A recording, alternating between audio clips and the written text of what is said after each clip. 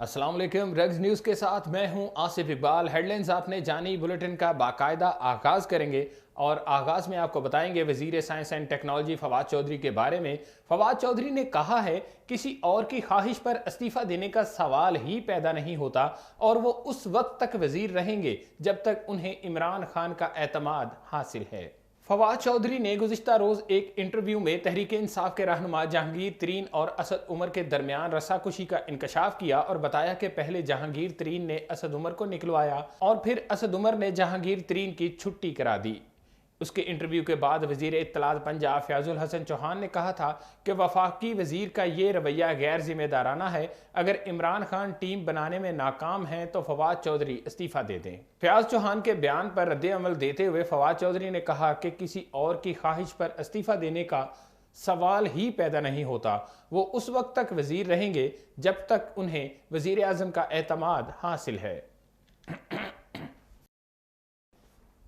वज़ीर आज़म इमरान खान ने कौमी असम्बली में एबटाबाद वाक़े का जिक्र करते हुए उसामा बिन लादेन को शहीद करार दे दिया। एक हुआ जी, उसामा बिन लादेन को इन्होंने अमेरिकन ने आके एबटाबाद में मार दिया, शहीद कर दिया। वज़ीर आज़म के बयान पर अपोजिशन ने शदीद तनकीद की है। नून लीग के रहनुमा ख्वाजा आसिफ ने कहा कि जो शख्स हमारी सरजमीन पर दहशत गर्दी लाया, वज़ीर आज़म ने उसे शहीद कहा और वो अव्वल आखिर दहशत गर्द है। चेयरमैन पीपल्स पार्टी बिलावल भुट्टो के तर्जमान मुस्तफ़ा नवाज खोखर ने कहा है कि उसामा बिन लादेन को शहीद करार देकर इमरान खान कौमी सलामती के लिए खतरा बन चुके हैं। चेयरमैन पीपल्स पार्टी बिलावल भुट्टो जरदारी का कहना है कि हुकूमत मान ले कि वो कोरोना से लड़ने के लिए तैयार नहीं। अगर तैयार है तो डॉक्टर्स और तिब्बी अमला क्यों रो रहा है? जिसमें हमारा आईसीयू बेड्स नहीं है, हमारा टर्शरी केयर हॉस्पिटल्स कम है, हमारा हॉस्पिटल बेड्स पर 10,000 का पॉपुलेशन का तादाद बहुत ही कम है। कौमी असम्बली में वज़ीर आज़म इमरान खान की तकरीर के बाद अपने खिताब में बिलावल भुट्टो जरदारी ने कहा कि वज़ीर आज़म की असम्बली में बजट की एख्तितामी तकरीर ऐसे लग रही थी जैसे हुकूमत के एख्तिताम की तकरीर थी।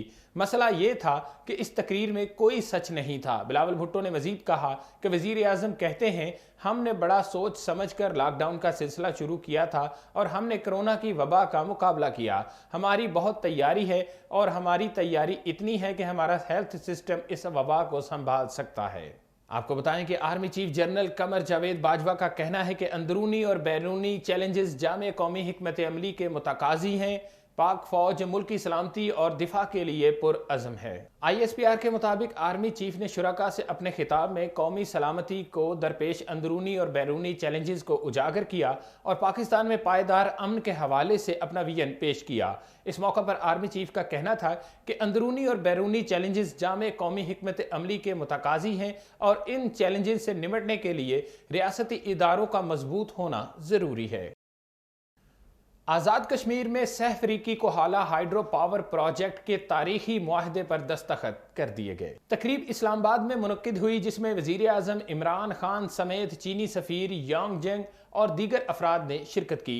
वज़ीर आज़म इमरान खान ने 1124 मेगावाट के पन बिजली मंसूबे की दस्तखती तकरीब से खिताब करते हुए कहा कि हुकूमत ने अवाम को सस्ती बिजली की फराहमी पर तवज्जो मरकूज कर रखी है।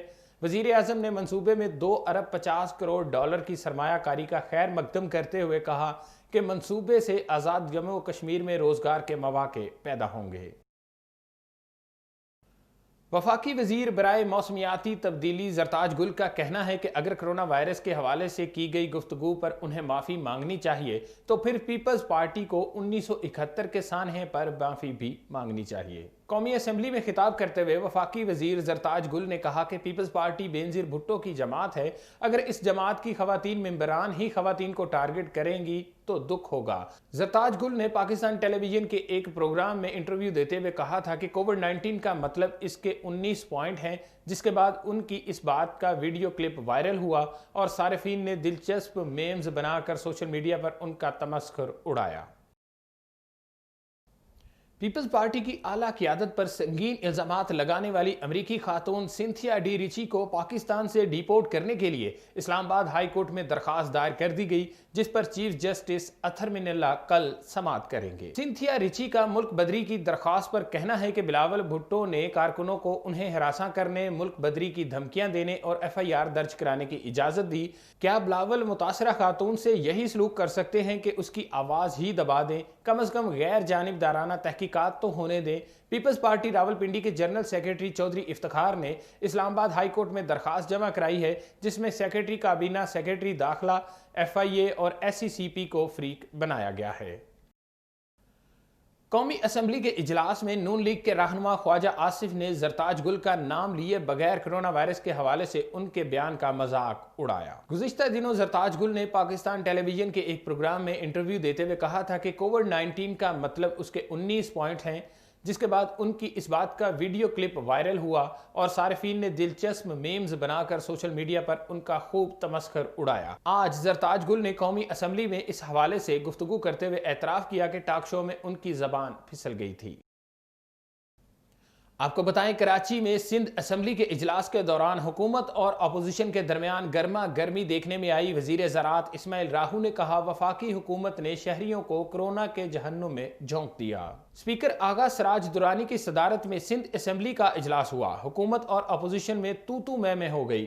سندھ کے وزیر زراعت اسماعیل راہو نے وفاقی حکومت پر تنقید کے نشتر چلائے۔ کہا، وفاقی بجٹ میں عوام کو کچھ نہیں دیا گیا، بے روزگاری کا سیلاب آ گیا۔ ٹڈی دل پر فضائی سپرے کے لیے ایک جہاز دیا جو 13 دن سے کراچی میں خراب کھڑا ہے۔ ٹڈی دل سے فصلوں کو نقصان پہنچ رہا ہے اور وفاق خبر نہیں لے رہا۔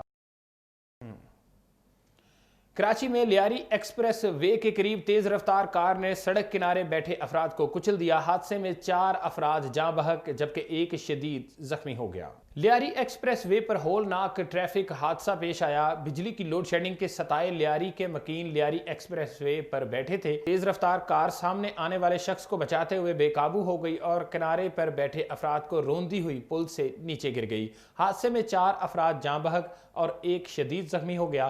جاں بحق افراد میں عامر، آصف، عادل شامل ہیں۔ زخمی ہونے والے شخص کی شناخت علی کے نام سے ہوئی۔ گاڑی میں سوار 2 مرد اور ایک بچہ معجزانہ طور پر بچ گئے۔ پولیس نے کار سوار کو حراست میں لے کر تھانے میں منتقل کر دیا۔ یہاں پہ وقت ہوا ہے چھوٹے سے کمرشل بریک کا، ہمارے ساتھ رہیے گا۔